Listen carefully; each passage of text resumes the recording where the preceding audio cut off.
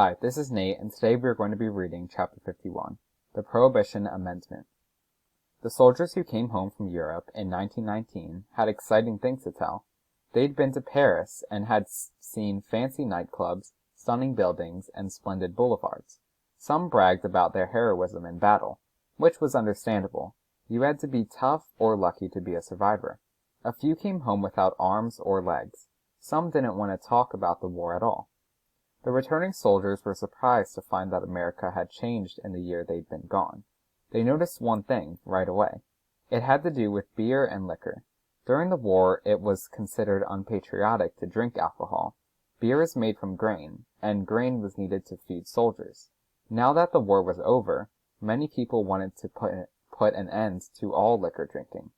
It would make the world a much better place, they said. The Constitution does not give Congress the right to tell people what they may eat or drink. If someone wants to drink poison, only a state can make laws to try to keep him from doing so. Many people say that alcohol can be a kind of poison. No one disagrees that drinking too much is harmful. Drunkenness was a special problem in early America.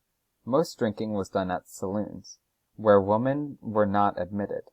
Some men took their paychecks, went to a saloon, drank up, and then went home drunk, with no money left for their families. Reformers decided to attack the problem.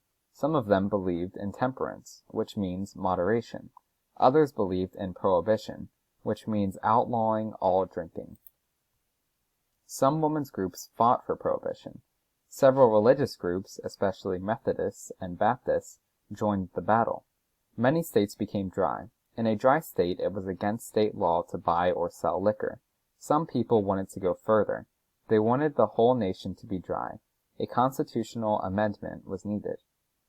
So over here we have a picture, and this caption says, "A federal agent destroys a barrel of whiskey during Prohibition."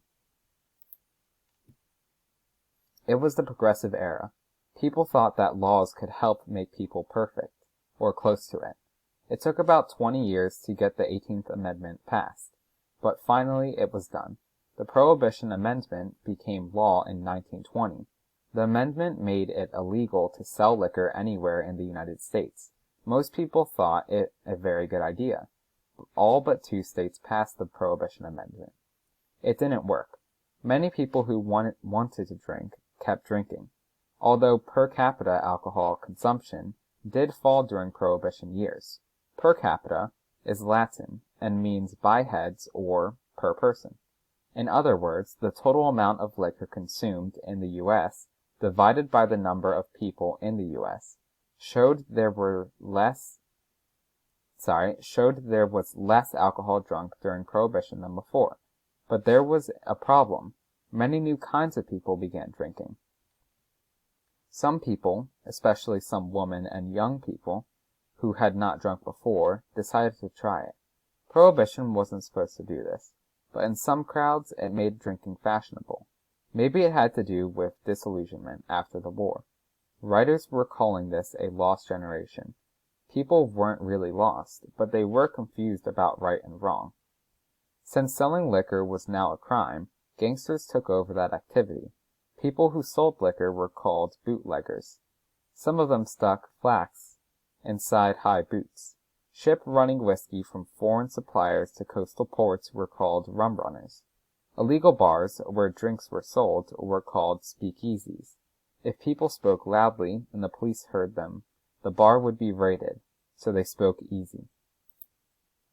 No one expected it, but Prohibition made crime a big business in the United States. Americans learned that some kinds of prohibition must be done by persuasion and education. Laws and force don't always work. After the Prohibition Amendment was passed, Congress needed to provide for its enforcement. That was done with a law called the Volstead Act. Prohibition didn't make it illegal to drink, or even to buy liquor. It just made it illegal to sell it. And over here we have a picture, and this caption says, "The 18th Amendment made it illegal to sell liquor, but people still found ways to buy it in places like this illegal bar, called a speakeasy."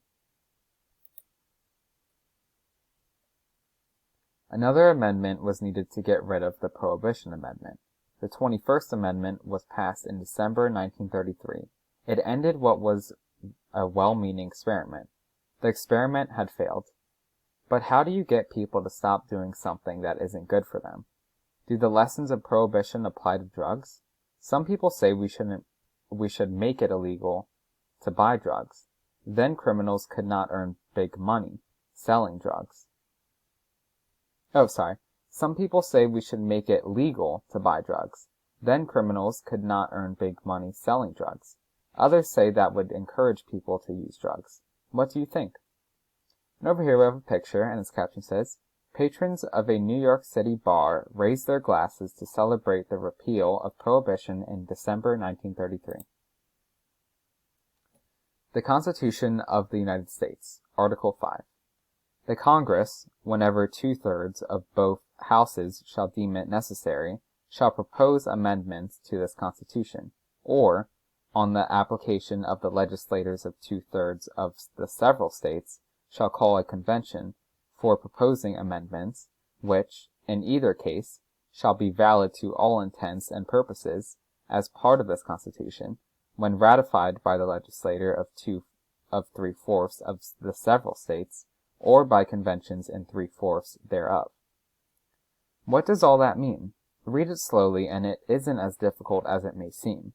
What it means is that the men who wrote the Constitution, James Madison, Gouverneur Morris, Ben Franklin, John Adams, and others, understood that a Constitution needs to be adaptable.